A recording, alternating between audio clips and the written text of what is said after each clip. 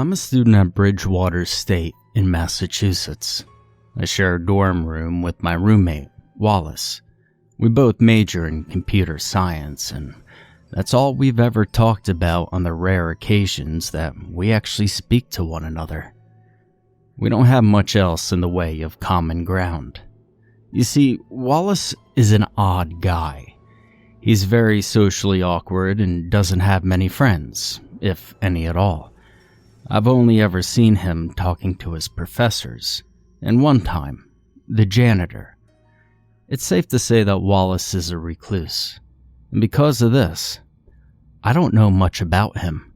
I would love for the guy to open up more, but I'm not sure how to go about doing that. Besides, I have enough on my plate as it is between exams and the struggle of day-to-day finances. As cliché as it might sound, ramen is a popular meal on campus. Another one of Wallace's quirks is his obsessive-compulsive nature. He conducts himself in a very specific manner and has his daily routine mapped out to a T. It never changes. When he wakes up, he brushes his teeth, making sure to gargle and spit exactly 3 times. He then puts on a striped shirt followed by khaki pants. His wardrobe never changes. He always arrives to class 5 minutes early and turns in his assignments a day before they are due. It's just how it's always been. And how do I know all of this? Well, being a socially awkward hermit, Wallace didn't tell me these things. I don't think he's even aware that his routine is a byproduct of OCD. I'm not claiming to know exactly what causes Wallace's actions, but I do minor in psychology. It's just something I've picked up during the 2 years I've lived with the guy. It's almost impossible not to notice. Knowing Wallace's usual behavior patterns, I noticed that something wasn't right. He began sleeping in his clothes, not brushing his teeth, and not passing his assignments on time. Eventually, he stopped sleeping in our dorm altogether. And after a day of not seeing him, things started looking grim. Despite not knowing Wallace all that well, I became pretty worried. Depression and suicide rates are an all-time high for our age group, and I didn't want the poor guy to do something stupid. That worry justified me hacking into his laptop to see what he'd been up to. It was the only thing I could think to do. In finding his laptop and turning it on, I felt like a fool. The thing was as clean as a whistle, at least to my eyes. You see, though I pride myself in my tech know-how, Wallace is far more adept in the field. It was safe to say that I wouldn't find a shred of evidence as to where he might be, or what he'd been doing. No journal entries, no browsing history, no nothing. And so, feeling anxious, I thought about any other potential ways to continue my hunt for the truth. And that's when something clicked. Now, like I said before, I sometimes saw Wallace talking to the janitor in the halls. He was the only person I had ever seen him speak with at length. It was possible that he would know something about Wallace's state of affairs. Later that night, I exited my dorm and wandered the halls. Eventually, I found Chuck, the janitor. I tried to be gentle when confronting him, as he had his back to me and was known to be hard of hearing. Still, when I tapped him on the shoulder, he jumped. "Holy cheese balls! Well, you nearly scared me half to death." Chuck laughed through his bushy gray mustache. "Well, what can I do you for, son?" I told Chuck about my predicament and how I was concerned for Wallace, having not seen him in a while. Chuck's happy expression transformed into a look of unease and tension. He seemed to know a bit more than I did. "Well, here's the thing. Wallace is a good kid and we do chat from time to time. Well, I happen to know where he might be, but I wouldn't feel comfortable blurting out all the details of his social life to anyone who asked, even if you are his roommate." Social life. Wallace didn't have a social life. I pressured Chuck into letting me in on the secret. I really laid it on thick, expressing a great deal of concern for Wallace's well-being. Being the nice old janitor that Chuck is, he eventually gave in. Okay, I understand. Just please don't tell him that I told you, okay? I nodded, eagerly awaiting for him to reveal Wallace's whereabouts. He's been feeling really down lately. He's got no one to talk to but me. Well, the kid wanted some friends and, people he could hang out with and to talk to. I listened closely for the details I so desperately sought after. So Wallace went on something he called, what was it? Well, the deep web. Well, on there he found a group of people. They called themselves the Clan of the Red Wolf or something like that. They invited him to one of their meetings, and that's probably where he is right now. Well, he seemed pretty excited when he told me about it. In fact, it's all he's been talking about for the past week. There. That was it. That was the bit of info I needed. The key to finding Wallace. I thanked Chuck and gave him a goodnight wave as I ran back to my dorm room. From the sounds of it, Wallace got himself involved with another group of people who share in his interests, and eventually they invited him to hang out in real life. I had their quirky name, the Clan of the Red Wolf, and that's all I needed to find them on the deep web myself. And soon enough, I'd be able to find my missing roommate. It took quite a while, but I finally managed to find a deep web forum pertaining to the so-called clan. It contained nothing but a description and a series of videos. Here is the description as it appeared on the site. Welcome to your new belief system. We're the Clan of the Red Wolf, and we're here to help. There are 7 educational videos on this site, each tailored to a specific belief that we want to share with you. You're asked to watch these programs to understand our doctrine. If you make it to the last one, you will be invited into our den. Good luck. The summary was bizarre, but nothing less than what I'd expected. Scrolling further, I noticed that all the videos were titled similarly. Day 1, Day 2, and so on. And, naturally, I watched them. The whole series reminded me of old war propaganda. It was made in the style of a vintage cartoon, starring a wolf as the main focus. Not a normal wolf, but a cartoon caricature version of one. Picture a character similar to Wile E. Coyote. In each video, the wolf learned a new clan value from the campy male narrator. Not unlike old cartoons, the wolf comically goes against the narrator's wishes and suffers the consequences before learning his lesson. Every video ends with the narrator saying, "Join the pack. You never have to feel alone again."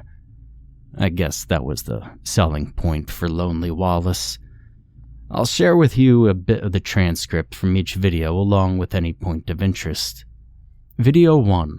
Wildlife.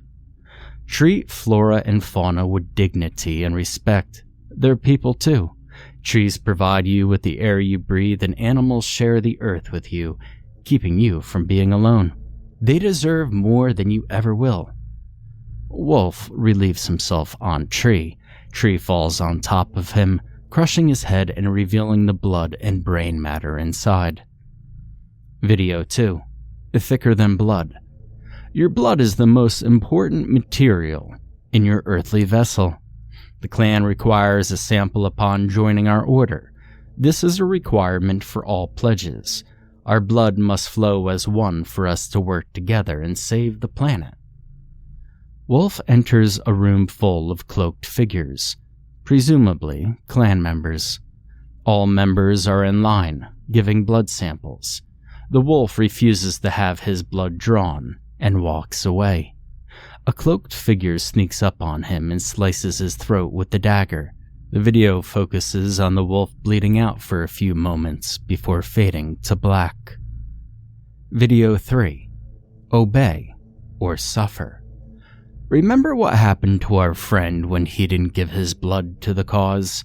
He didn't obey our order's rules, so he had to suffer the consequences. Remember, the clan's laws are important. You must obey or perish. Trust me, it's worth it. Shows the wolf bleeding out again, only now a few cloaked figures are on top of him, stabbing his corpse repeatedly. Video 4. The Vow of Secrecy. The clan of the Red Wolf is often misunderstood. Because of this, it is important to never tell anyone of our existence, under any circumstances.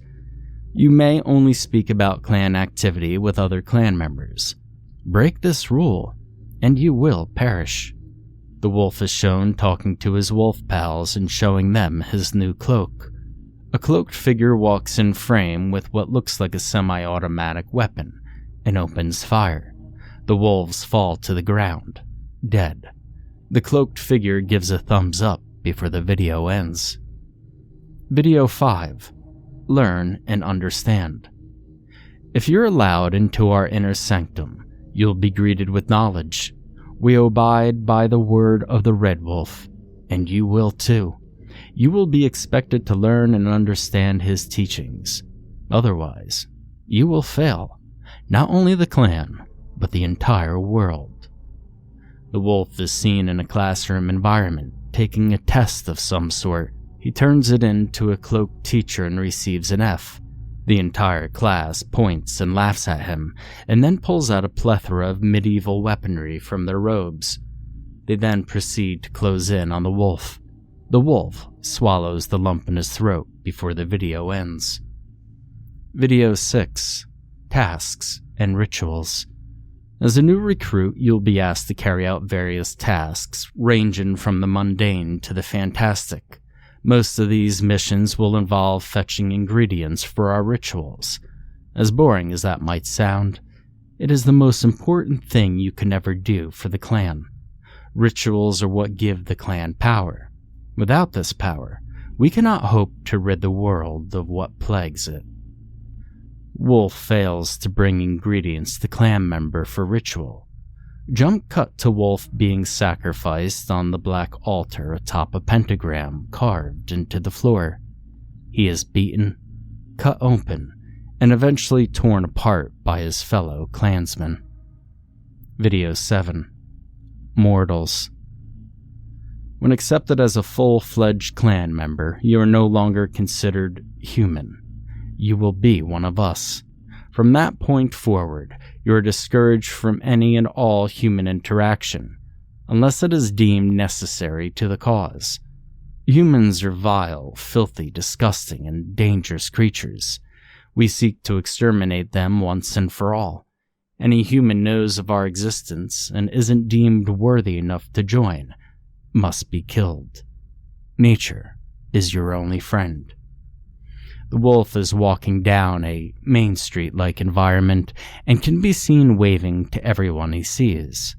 He comes upon a clan member who then pierces his gut with a long blade and tosses him aside in the road, where he is then run over by numerous cars. The context of the videos was incredibly jarring. I almost couldn't believe that such a cult could actually exist, let alone that Wallace would join them. He must have been really lonely. The last video exited with the same "join the pack" spiel and then faded out to a screen with a series of numbers. I assume this was my invitation into the den, perhaps an encrypted set of coordinates leading to the clan's lair. That, I thought, must have been where Wallace had gone. I wrote down the code and immediately started doing some research to begin cracking it. And just as I was in the thick of things, something hit me. One of the videos stated that you couldn't talk to anyone about the clan under any circumstances. But Wallace talked to Chuck. That didn't make any sense. Wallace was a stickler for rules. Another fact hit me. The video stated that you could only talk about clan activity with other clan members. What if Chuck was one of them? Chuck could be stationed at the college to recruit members, and he simply nudged Wallace in the right direction. He could have been playing dumb with me when I questioned him. So either Chuck was a Klansman, or Wallace broke a cardinal rule. Neither theory held much water. If Chuck was a member, then why would he have told me anything without either recruiting or killing me? And if Wallace was so eager to be accepted into a strict cult, then why would he disobey their wishes? I couldn't make much sense of either angle.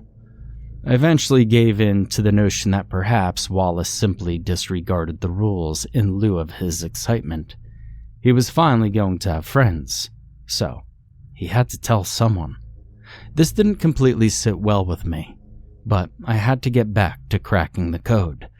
I didn't have any time to dwell on uncertainties, and just then, there was a knock on my dorm room, followed by a voice. It's Chuck, the janitor. I'm here to tidy your room." Chuck never cleaned dorm rooms. That wasn't part of his job. "I'm all set," I yelled, hoping he would leave me be. The knocking stopped. There was a long stretch of silence, followed by a soft, metallic creak.